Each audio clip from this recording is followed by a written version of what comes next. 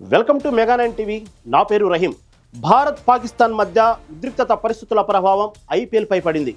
భద్రతా కారణాల దృష్ట్యా గురువారం ధర్మశాలలో జరిగిన Punjab Kings versus Delhi Capitals మధ్య జరగాల్సిన ఐపీఎల్ మ్యాచ్ మధ్యలో రద్దు చేసిన సంగతి తెలిసిందే. ఇలాంటి పరిస్థితిలో ఈ లీగ్ జరుగుతుందా లేదా వాయిదా పడుతుందా అనేది పెద్ద ప్రశ్నగా మారింది. ఈ క్రమంలో బీసీసీఐ తాజాగా ఒక సంచలన నిర్ణయం తీసుకుంది. ఐపీఎల్ 2025ను నిరవధికంగా వాయిదా వేస్తున్నట్లు క్లారిటీ ఇచ్చింది.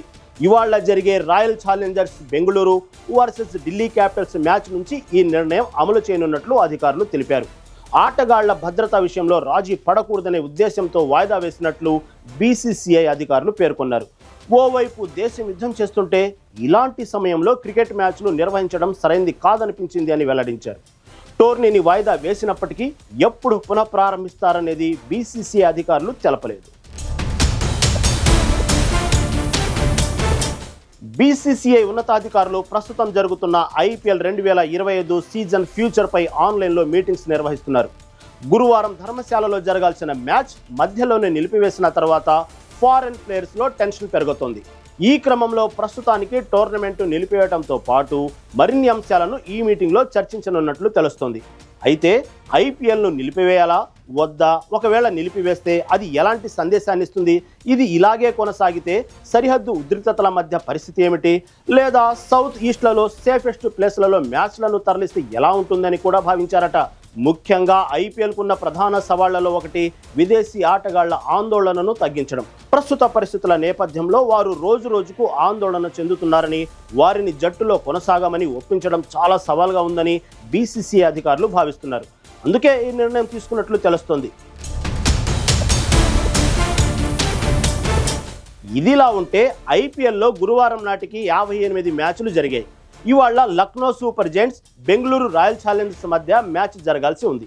ఫైనల్తో సహా మొత్తం 74 మ్యాచ్లు ఆడాలి. ప్రస్తుతం టోర్నీ ఫైనల్ స్టేజ్లో ఉంది. ఇంకా 12 మ్యాచ్లు జరగాల్సి ఉంది. ఫైనల్ మ్యాచ్ మే 25న కోల్కతాలో జరగాల్సింది. అయితే ప్రస్తుతం నెలకొన్న పరిస్థితుల దృష్ట్యా మ్యాచ్లను నిరవధికంగా వాయిదా వేస్తున్నట్లు అధికారికంగా ప్రకటించింది బీసీసీఐ. ఇక తదుపరి షెడ్యూల్ వివరాలు త్వరలో వెల్లడిస్తామని బీసీసీఐ తెలిపింది. ఏప్రిల్ 22న జమ్మూ కాశ్మీర్లోని పహల్గామ్లో పాకిస్తాన్కు చెందిన ఉగ్రమూకలు విచక్షణారహితంగా కాల్పులకు తెగబడ్డారు. ఈ ఉగ్రదాడిలో మొత్తం 26 మంది అమాయకులను పొట్టనబెట్టుకున్నారు.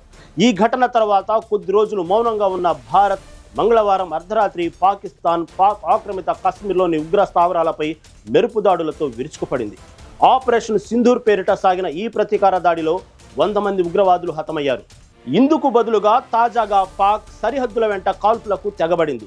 రాకెట్లు, మిసైళ్లతో జనవాసాలను టార్గెట్ చేసింది. పాక్ దుశ్చర్యకు భారత్ సైతం ధీటుగా బదిలేస్తుంది. భారత బలగాలు పాక్ మిసైళ్లను గాల్లోనే పేల్చేస్తున్నాయి. ఇప్పటికే భారత బలగాలు పాక్ను కోలుకోలేని దెబ్బతీశాయి. అయినా పాక్ మేకపోతు గాంభీర్యం ప్రదర్శిస్తూ కాల్పులకు తెగబడుతూనే ఉంది.